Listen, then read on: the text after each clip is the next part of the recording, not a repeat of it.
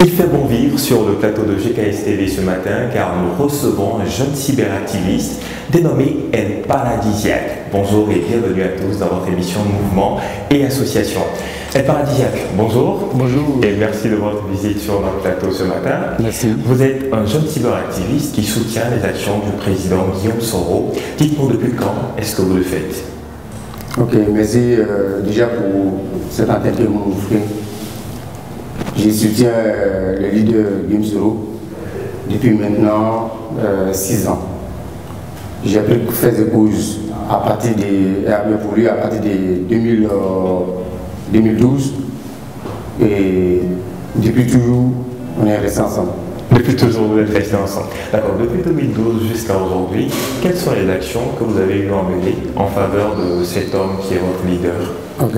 En fait, nous sommes ces jeunes qui sont beaucoup actifs sur les réseaux sociaux, essayant pêle-mêle de relayer les informations, les journées, le quotidien du président de l'Assemblée nationale.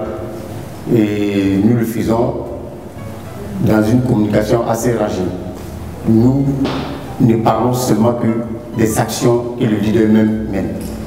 Nous, souvent, à certains postes, on en appelle à toute la jeunesse ivoirienne pour qu'elle puisse véritablement renouer avec l'esprit de cohésion qui a toujours demeuré depuis toujours en Côte d'Ivoire. D'accord. Cet appel que vous lancez généralement à la jeunesse ivoirienne et africaine en général, comment est-ce qu'il est reçu?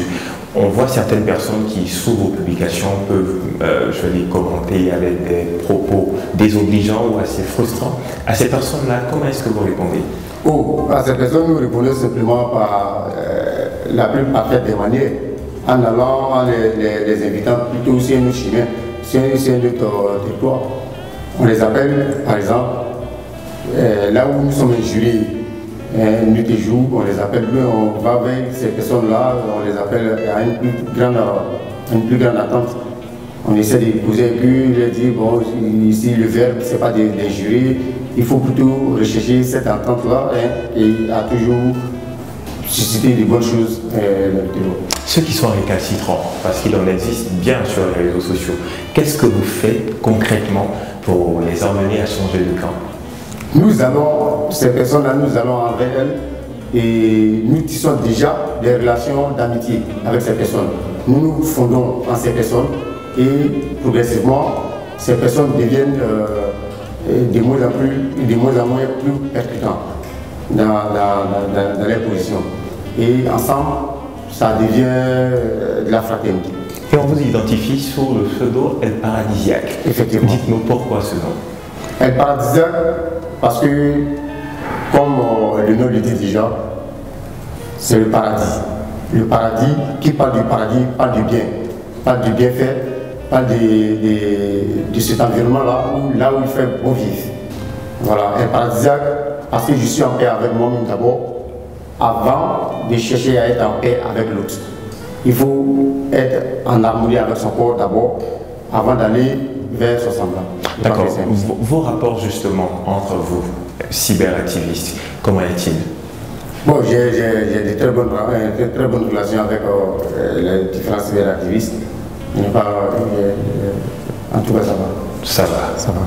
D'accord. Si vous deviez choisir 3 mots à présent pour qualifier votre mentor, Guillaume Soro, ce serait lesquels?